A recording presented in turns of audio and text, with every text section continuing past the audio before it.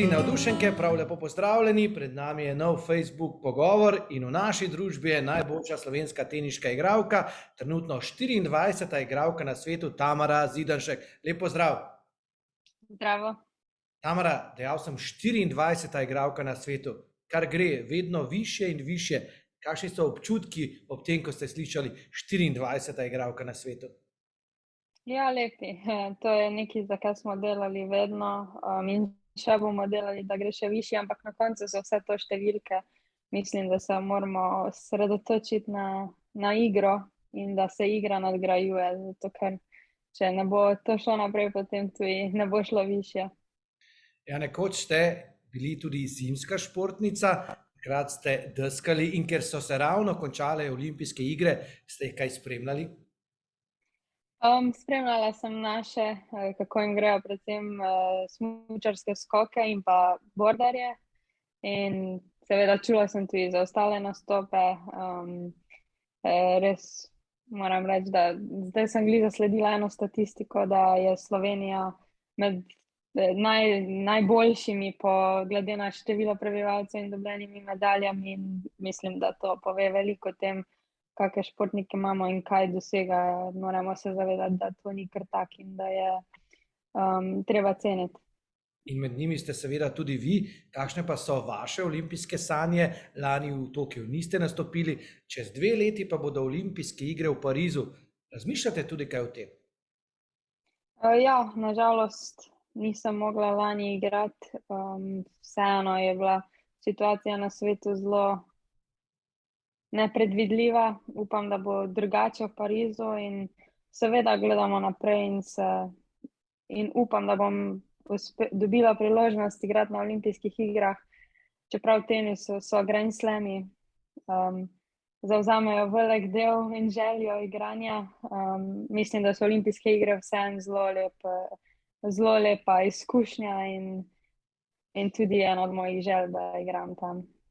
Zelo lepa izkušnja pa je bil tudi nastop na letošnjem odprtem prvenstvu Avstralije. V 3. kolo ste prišli, veliko se govori o trdi podlagi in o vaši igri. Zdi se, da ste zdaj dobili tudi nek dokaz, da tudi na trdi podlagi lahko igrate z najboljšimi.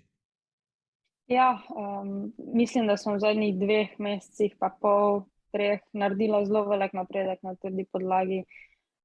Veliko smo delali na tem, vložili smo veliko in teniškega in fizičnega in mentalnega dela v to in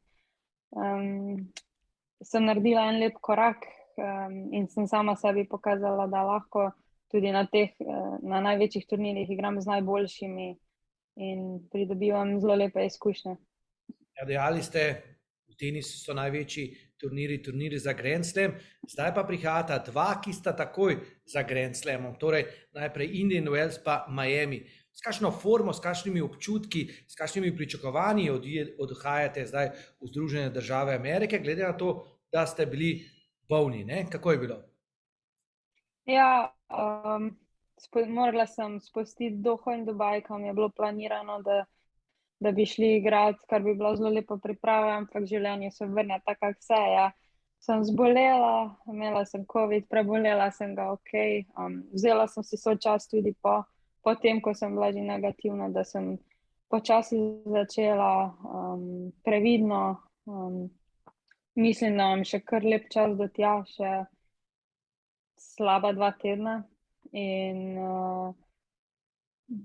se bom probala čim boljše pripraviti. Mislim, da se lahko zelo dobro. Veselim se turnirja, zato ker Indian Wells je eden mojih najljubših turnirjev. Tam je res lepo in imam lepe izkušnje od lani, dokaj lepe, in upam, da lahko letos še izboljšam to. Ja, za kakšen turnir gre, ne? To je v Kalifornijski puščavi, zdaj smo tule na mrazu, tam pa je verjetno vreme povsem drugačno.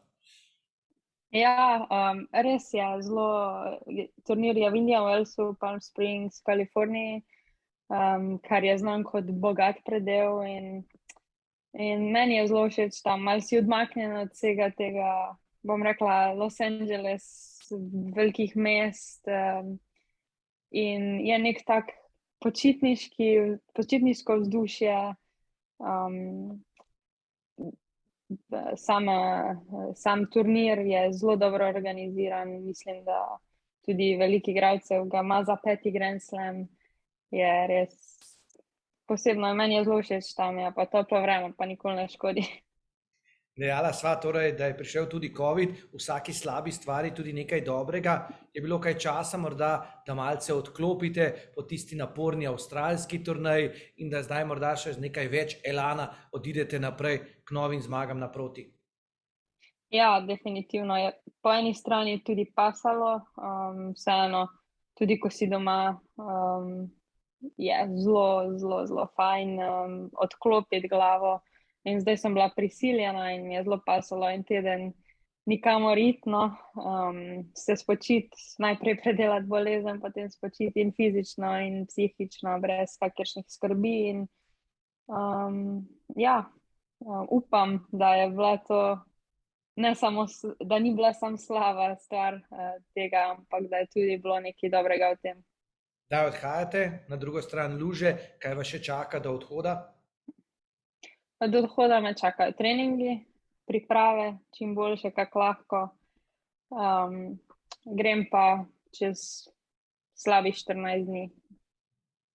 Hvala lepa, da ste si vzeli čas in srečno torej najprej na tistem 5. turnirju za Grand Slam in potem še v nadaljevanju sezone. Hvala.